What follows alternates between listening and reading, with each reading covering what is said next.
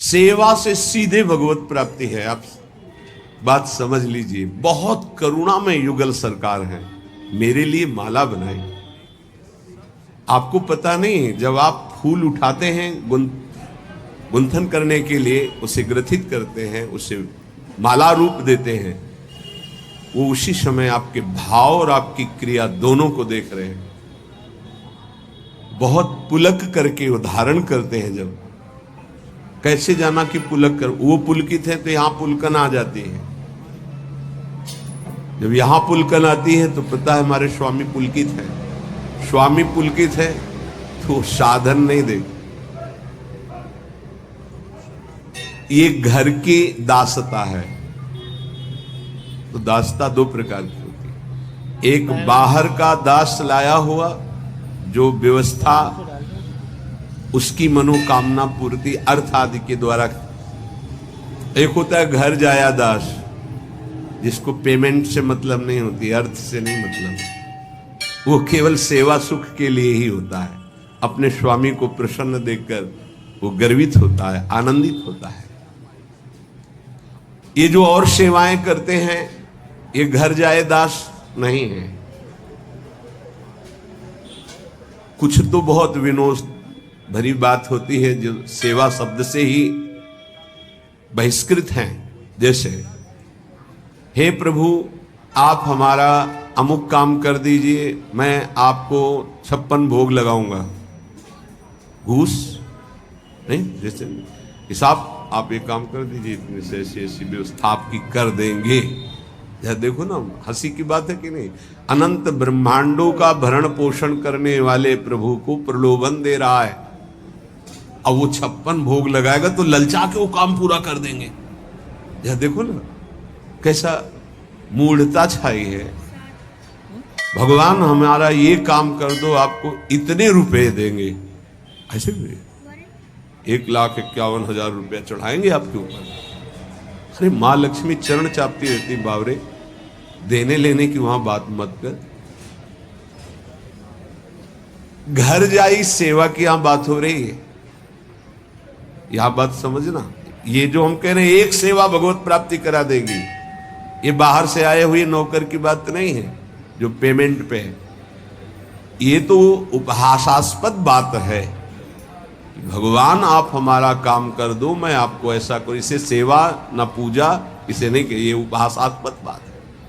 आप विचार करके देखो तुम्हारी बुद्धि क्या है।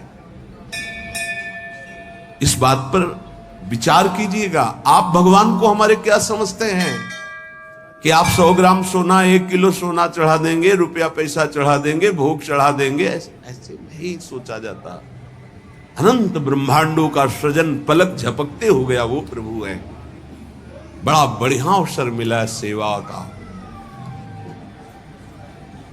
जब हम अपनी वस्तु मान करके प्रभु को समर्पित करते हैं तो भी सेवा नहीं मानी जाती। जब हम सेवा करके कुछ चाहते हैं तो भी सेवा नहीं मानी जाती। ध्यान रखना, ये जो हम सेवा की बात कर रहे हैं कि एक से ही भगवत प्राप्ति, इसलिए इसकी विस्तार से बात कर रहे हैं। नहीं तो लगेगा कि केवल प्रभु के लिए, प्रभु के होके, प्रभु की प्रसन्नता के लिए सेवा हो रही। बोले आप चंवर करके आ रहे हैं, बड़े भाग्यशाली। क्या भाग्य? ये शरीर उनका, मन उनका, प्राण उनका, जीवन उनका, मेरा कुछ अस्तित्व ही नहीं है। ये तो उनका सब कुछ है। हमें क्या पेमेंट मिल रही है? मुझे चवर करने को मिल रहा है, उनको यही मिल रही है। ऐसे उपासक को जो बिका हुआ प्रभु का है, एक सेवा उसे भगवत प्राप्ति करा दे। नित्य माल्यार्पण करना, ये हमारे वृंदावन का एक पुष्प और 1 करोड़ का बाहर से लाया हुआ पुष्प समानता नहीं कर सकता। ध्यान रखना। बाहर से 1 करोड़ का पुष्प मंगाओ, वृंदावन की किसी लता का एक पुष्प, तो जो हमारे प्रियालाल वृंदावन के एक पुष्प से प्रसन्न होंगे, वो बाहर के 1 करोड़ से नहीं, वो नहीं आते। हो रंग बिरंगे बड़े महंगे महंगे फूल, वो हमारे प्रियालाल को पसंद नहीं। परम पावन ब्रज 84 कोश भूमि में प्रकट हुआ जो पुष्प है और दैन्य भाव से अर्पित किया जाता है, गंध प्रियालाल के श्रीअंगों में इत्र है, सुगंधित चंदन है।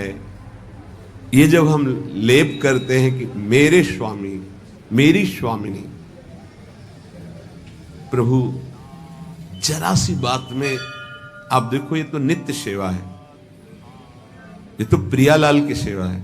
मथुरा पधारते हैं सरकार, वहां कुबरी उस चंदन की सेवा कंस की करती थी, राज दरबार में चंदन पेश कर।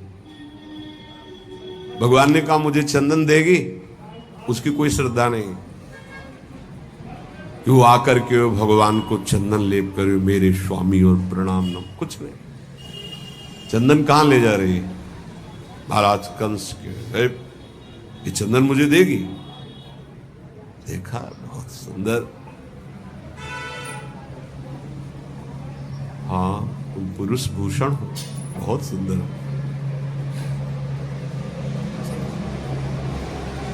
तत्काल भगवान ने श्री चरण का स्पर्श करा के झटका वाला एकदम सीधी सुंदर दिव्य रूप। अब तो पीतांबर पकड़ लिया, कहां जा रहे हो? बोले आएंगे, मिलेंगे आपसे।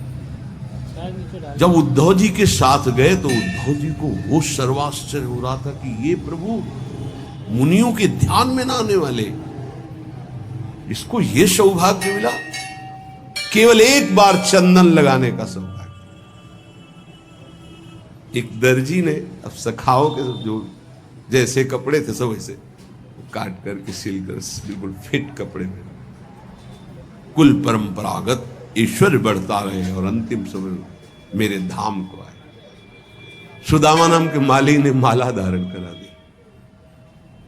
एक एक बार की सेवा में भगवत प्राप्ति, कुल परंपरागत ऐश्वर्य बढ़ता रहे, ऐसा वो हमारे प्रभु हैं। हमारे प्रभु के भी प्रभु हैं प्रेम, और प्रेम का मूर्तिमान स्वरूप है लाडली। आप कहेंगे प्रभु के प्रभु, हाँ, अगर प्रभु को कोई अधीन कर पाया है तो प्रेमाधीन कहा गया प्रभु का, और वो प्रेम का मूर्तिमान स्वरूप हमारी प्रिया जो है। और प्रियालाल दोनों को आपने माला अर्पित की। एक बार माला अर्पित किया तो भागवत में पढ़ के देख, एक बार चंदन अर्पित किया तो आप पढ़ के देख लीजिए, एक बार वस्त्र पोशाक सुधार दी तो आप पढ़ करके देख लीजिए। जबकि किसी विशिष्ट भाव सेवा में नहीं, कि वो भावावेश में दास्य भाव, सख्य भाव, कांता भाव, सहचर्य, कोई ऐसे भाव का विशेष, जो नित्य प्रभु को चंदन अर्पित करता है, गंध अर्पित करता है, व्यजन पंखा करता है। बरसाने में लाडली जी की पंखा सेवा में एक बाबा वयोवृद्ध रहते, उनकी टांग में फोड़ा हुआ और उसने कैंसर रूप रख लिया। सेवा से नहीं हटते थे, बहुत कष्ट रहते। तो किसी भगत ने देखा, कहा कि आप चलो एक बार मथुरा चलना पड़ेगा, वहाँ का पंखा सेवा। बोले आप जहाँ लाडली जी का मध्याह्न में शयन होगा, हम गाड़ी लेके आ जाएंगे, आपको मथुरा ले चलेंगे और आपको सेवा के समय उपस्थित कर देंगे। तो राजी। जब आज डॉक्टर को देखा तो उनका पैर कटेगा, ये ठीक तो होने वाला है नहीं। उनका नहीं, फिर हम श्री जी के पास नहीं जा पाएंगे, पंखा नहीं कर पाएंगे। नहीं, हम मरेंगे बस श्री जी के सेवा करते करते, ये सब नहीं करें, कोई दवा नहीं, हमें छोड़े आप। श्री जी के पास छोड़ दिए पंखा। रात्रि में जब श्री जी शयन करती तो बाहर हो, तंद्रा से आई, लाडली जो आई, बाबा तो को कहां पीड़ा है? देख बाबा, खड़े होके देख, कोई पीड़ा नहीं थी। चेतना आई, खड़े हुए, एकदम फिट, कहीं कोई कष्ट नहीं। कर तुम अकर तुम अन्यथा कर तुम, स्वामिनी की सेवा में जरूरत है। सच्ची बात, ये तो उनका लीला विलास है कि पांच भौतिक नाशवान शरीरों की भक्तों में पीड़ा देखी जाती है। वो केवल बाहरी, आंतरिक जो महासुख मिलता है उसको कौन देख पाता है? तांबूल दानम, श्री स्वामिनी जी को ये अपनी सेवा पद्धति में है। भोग पवाया, आचमन कराया और पान की बीड़ी युगल सरकार को अर्पित की। मृदु मधुर पाद संवाहनम, जब हम श्री जी को शयन करा रहे हैं, ऊपर से वस्त्रावेष्टि किया, भाव में प्रियाजू के चरण चाप रहे, लालजू के चरण। आपको लग रहा है कि खिलवाड़ हो रहा है, इसी से अधीन हो जाएंगे वो। जब एकांत में शांत भाव होकर हृदय से, एक दिन देखना आपके ऐसे जो आप कर रहे हैं कि चरण चापने के, उसी में श्री चरण आ जाएंगे। सत्य वस्तु प्रभु है, कोई कल्पना नहीं है। मृदु मृदु पाद संवाहनम, फिर प्रियालाल की हम उत्थापन सेवा करके फिर उनको सुंदर पोशाक, सुंदर माला धारण कराना। ऐसे जो करता रहता है वो महाप्रेमावेश में एक दिन डूब जाता है। महाप्रेमावेश में पुलक शरीर होकर के, देह भाव रहित होकर के वो श्री जी की सखियों में सम्मिलित हो जाता है, राधा दासियों में सम्मिलित। क्या बताया साधन? श्री जी की सेवा परिचर्या।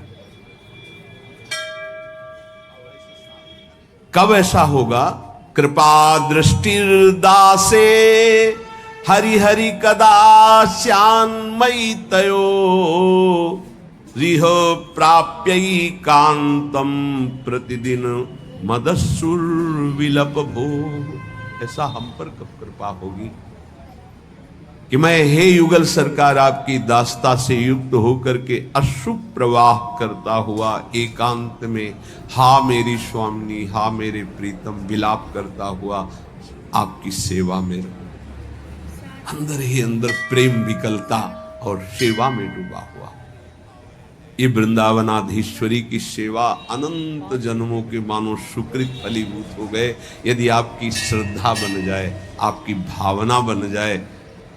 प्रायः देहाभिमान होने के कारण साधन भाव में त्याग आदि की तरफ, जिसमें वाहवाही, उसमें तो रुचि साधक की हो जाएगी, पर जो श्री जी की एकांतिक परिचर्या जिसे कोई नहीं जानता, कोई तुम्हें बड़ाई नहीं, बड़ाई प्रिया प्रीतम देंगे, वहां रुचि नहीं हो पाती।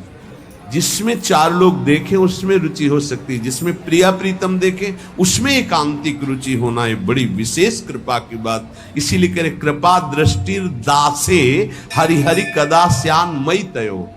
इस दास पर कभी ऐसी कृपा दृष्टि करो हे हरि, हे प्रभु, हे प्रियाजू, कि आपकी दासता की रुचि हो जाए, बस और कुछ नहीं, आपकी दासता की रुचि हो जाए। स्वयं आचार्य चरण अपने कर कमल से वृंदावन के वृक्षों से, लताओं से गिरी हुई सूखी लकड़ी बीनते थे और रसोई बनाते थे। एक बार नाहरमल जी आए, उन्होंने देखा कि पूज्य सदगुरुदेव भगवान अपने पीतांबर में लकड़ी बीन रहे।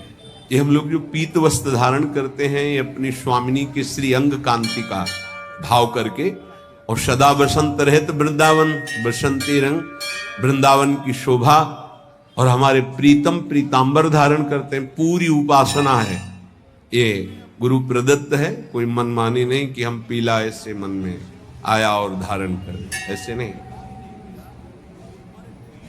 नाहरमल जी ने देखा कि पूज्य आचार्य चरण अपने पीतांबर में लकड़ी से, लगा मेरे गुरुदेव बहुत धनी मानी। उन्होंने कहा जय जय आप रहने दो नाए, वो हम धीमर को बोल देंगे, वो बीन करके ढेर सारी लकड़ियां जमा कर देगा। आप महाप्रभु ने कहा होश में हो आप, क्या बोल गए?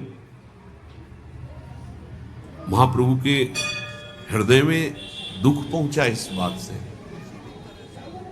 परम रसिक महापुरुषों की कृपा से मुझे मेरी स्वामिनी की सेवा मिली, और मेरी स्वामिनी की सेवा को आप धीमर से करवाने की बात करते हो।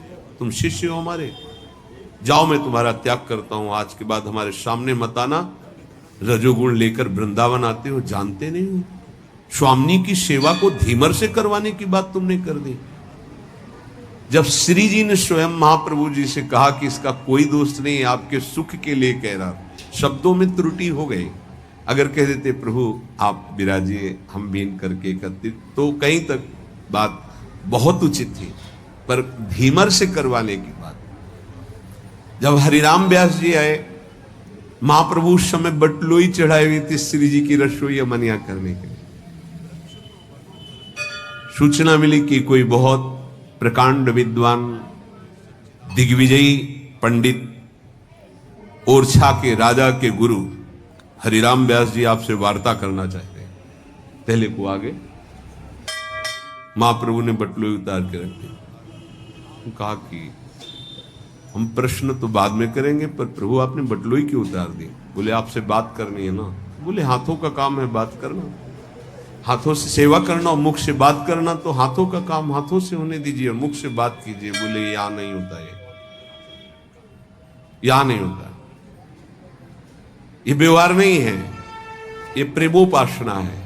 और तत्काल एक पद की रचना जो श्रीमद चतुरासी जी में, यह जो एक मन बहुत ठौर करी। जरा विचार कीजिएगा किस कोटि का भाव है कि हम मुख से बोल भी नहीं सकते। उस समय जिस समय हम श्री जी की रसोई, तो उसी में पूरा ध्यान मेरी प्रियाजू पाएंगी, हम उस भाव में डूबे हुए, हम तुमसे बात करते हुए ऐसे कि रसोई चढ़ी हुई है तुझसे बात नहीं, सेवा में नहीं, हमारी प्रियाजू पाएंगे, हम भाव में भर कर डूबे हुए। श्रीपाद कह रहे ऐसा कब हम पर कृपा होगी। बड़ी खास बात पूज्यपाद उड़िया बाबा जी बता रहे, कल इसका बड़ा रसास्वादन हुआ। बाबा कह रहे हैं कि आप जब आचार्य परंपरा से जुड़ते हैं तो उससे विशेष लाभ ये मिलता है कि उस आचार्य परंपरा में जितने उपासना करके सिद्ध हुए महापुरुष, जब आप उनके उपास्य देव और उपासना को स्वीकार करके ईमानदारी से भजन करते हैं, तो जितने सिद्ध महापुरुष उन सबकी कृपा उसको प्राप्त होती, तभी वो बहुत शीघ्र भावदेश को प्राप्त हो जाता है। ये बड़ा आनंददायक वचन मिला। जब हम आचार्य परम, जैसे हम हितजो महाराज जिस आचार्य महाप्रभु हरिवंश चंद्र जी से जुड़े, तो जितने परंपरा में सिद्ध महापुरुष हुए उनको वही मंत्र मिला है, वही उपासना मिली जो हमको कृपा प्रसाद से मिली। तो जब हम अपने उपास्य देव की प्रियता श्री राधा वल्लभ लाल जी की अपने भाव में जितना हमारे अंदर हम सेवा शुरू करते हैं, तो सब आचार्य परंपरा, आचार्य से लेकर परंपरागत जितने सिद्ध हैं सबकी कृपा प्राप्त होती है, जिससे वो उस महान रस को प्राप्त कर पाता है। जितने भगवत स्वरूप हो गए उन सबकी शक्ति उसकी सहायता करती उपासक की, जो आचार्य परंपरा से। इसीलिए आचार्य परंपरा से जुड़ने का बहुत बड़ा महत्व है। मनमानी भजन करने का फल है गुरुदेव की प्राप्ति, जो आचार्य परंपरा से है। ये नवीन कल्पना करके जो छोटे छोटे समुदाय, तो यहां पूज्यपाद बाबा कह रहे हैं कि समुद्रमयी उपासना, ये कोई सरोवरमयी उपासनाएं नहीं होती कि छोटे छोटे, आचार्य परंपरा से होना चाहिए। इसीलिए भगवान आचार्य रूप में अवतरित होते हैं, परंपरा प्रकाशित करते हैं। तो जहां जुड़े वो आचार्य परंपरा से जुड़े, किसी की वाक माधुरी उससे प्रभावित होकर नहीं। पहली बात, शब्द ब्रह्म का ज्ञान और पर ब्रह्म का बोध अत्यंत आवश्यक है जहां हमें जुड़ना है। शब्द ब्रह्म तो वो अपनी अनुभूतियां बता सकता है, पर ब्रह्म उसको अनुभूत है। अगर अनुभूत नहीं, भगवत प्राप्त नहीं, ब्रह्म बोध नहीं, तो क्या बताए, वो फिर पकड़ में नहीं आएगी, बात नहीं बनेगी। आचार्य परंपरा से गुरुमंत्र उपासना पद्धति करने वाले पर आचार्य परंपरा के समस्त सिद्धों का कृपा प्रसाद प्राप्त होता है। जो तुम्हें मंत्र मिले और उपासना की निष्ठा मिले उसमें पक्के हो जाओ। पक्के, किसी भी स्थिति में अपना मंत्र छूटना है ना उपासना छूटनी है, ये पक्का समझ लो, तब पक्के हो जाओगे। चाहे कोई कितनी भी हमारे सामने निंदा करे, कैसी भी परिस्थिति रख दे, हम मंत्र और अपनी निष्ठा से ना डगमगाए। जैसे सप्तऋषि आकर पार्वती जी से कहते हैं कि तुम्हें महादेव जी में क्या गुण दिखाई दिया और ऐसा ऐसा, और उनकी निष्ठा, कोटि जन्म लग रगर हमारी, बरऊं शंभु न तरहूं कुमारी। और मंत्र गुरुदेव नारद, तजौ न नारद करु उपदेशु, आप कहें सतबार महेशु। दोनों बात, मंत्र निष्ठा गुरु वाक्य और उपासना निष्ठा जो इष्ट गुरुदेव ने दिए उनकी उपासना पद्धति सहित। यदि ये दो बात पक्की हो जाए तो हर समय आपकी स्वाभाविक भजन वृत्ति जागृत हो जाएगी। जब तक ये पक्की नहीं होती तभी तक अखंड भजन नहीं होता। अखंड भजन की जो वृत्ति जागृत होती वो ऐसे उपासक पे होती कि विषय भोगों की उपस्थिति में इंद्रियों का विषय भोग ना करने की प्रवृत्ति होना, बिल्कुल नहीं, रुचि नहीं। हर विषय उपस्थित हो और तुम्हारे अंदर भोगने की इच्छा ना हो, उसे कहते हैं भजन की वृत्ति जागृत हुई। नारायण हरि भजन में पांचों न सुहात, विषय भोग निद्रा हंसी जगत प्रीति बहुबात। तो देखो अभी भजन कहां है हमारा, कहां भजन की वृत्ति है, कहां निष्ठा परिपक्व है, कहां मंत्राकार वृत्ति है। प्रभु का नाम वांछा कल्पतरु है, फिर उपासक क्यों मांग करता है? मत, वो वांछा कल्पतरु, वो देख रहे हैं आपको जो जरूरत है वो अपने आप कर देंगे। ज्ञाने की मांगने की बिल्कुल जरूरत नहीं। वो कोई अल्पज्ञ तो है नहीं कि हम अपनी बात नहीं कहेंगे तो वो सुन नहीं पाएंगे, देख नहीं पाएंगे, हम नहीं मांगेंगे तो वो जान नहीं पाएंगे। नहीं, सर्वज्ञ हैं, सर्वत्र हैं, सर्वशक्तिमान हैं, उनका विधान परम मंगलमय है। अगर वांछा करनी, आशा करनी तो एक ही बात की करो कि आप मिल जाओ। आप मिल गए तो सब मिल गया। अखिल कोटि ब्रह्मांडों का स्वामी मेरा हो गया तो सब ब्रह्मांड की वैभव संपत्ति भी तो मेरी हो गई। और सही पूछो तो इच्छा ही खत्म हो जाती है। भगवदानंद का स्मरण होते ही न सोचते न कांक्षति, कोई चाह नहीं, कोई इच्छा नहीं, कोई शोक नहीं। उपासक की सबसे बड़ी उपलब्धि है उपासना में ये मिलती है कि सतत स्मरण किसका चल रहा है ये देखना है। अगर आपका सतत स्मरण भगवान का चल रहा है तो आप भगवान के उपासक हो, प्रियालाल के तो प्रियालाल का, और भोगों का तो भोगों के उपासक हो, बेस कोई भी हो। देखो एक बात अंदर से समझनी है कि ये वाहवाही उपासना का फल नहीं है, नहीं है। यहां की स्थिति उपासना का फल है, बाहर की नहीं, प्रकृति राज्य नहीं है ये भागवतिक है। उपासना की सिद्धि यहां देखी जाती है, यहां नहीं देखी जाती, बाहर अंतर देखी जाती है। अंतर में स्थिति क्या है? निरंतर भगवदाकार, मान अपमान निंदा स्तुति आदि में सम स्थिति ठीक है। ये बाहर की तो इसका क्या भरोसा? परिवर्तनशील संसार, परिवर्तनशील शरीर, क्या भरोसा है इसका? ये टिकाऊ चीज नहीं है कि मान लें कि जीवन में हमारे साधना और भजन का फल हुआ कि हमारा नाम हो गया। ये अज्ञान की वृत्ति है, ये साधना की वृत्ति नहीं है, ये उपासक की वृत्ति नहीं है, ये जिज्ञासु या ज्ञानी की वृत्ति नहीं है, ये घोर अज्ञान की वृत्ति है। चार अल्पज्ञ पुरुषों के द्वारा दिया गया सम्मान और उससे हम ये मान ले कि हम महान हो गए, ये अल्पज्ञता ही है, अज्ञान ही है। स्नेह भरा निरंतर स्मरण उपासक की उपासना की परिपक्व अवस्था है। ये बहुत बचना चाहिए सम्मान से, लोकप्रियता से, लोक रिझावे से। इसका कोई अस्तित्व नहीं है, कोई अस्तित्व नहीं है। आपको लगता है कुछ तो है, कुछ नहीं है।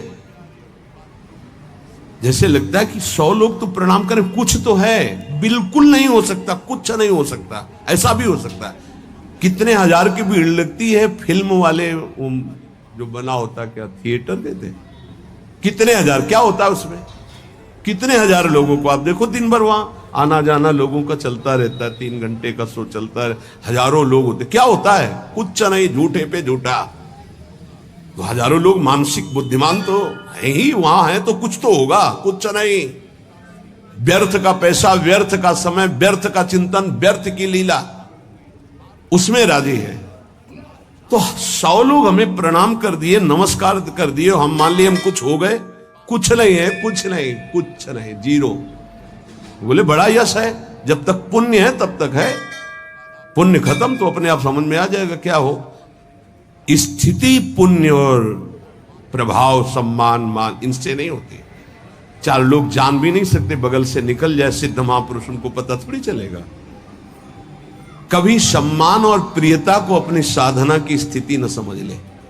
साधना की स्थिति स्नेह भरा आराध्य देव का स्मरण और द्वंद्वों में समता, ये प्राप्त हुआ तो साधना का फल मिला। ये सब नहीं, कुछ नहीं भाई, कुछ नहीं। जैसा कह रहे हैं विश्वास करो, कुछ नहीं।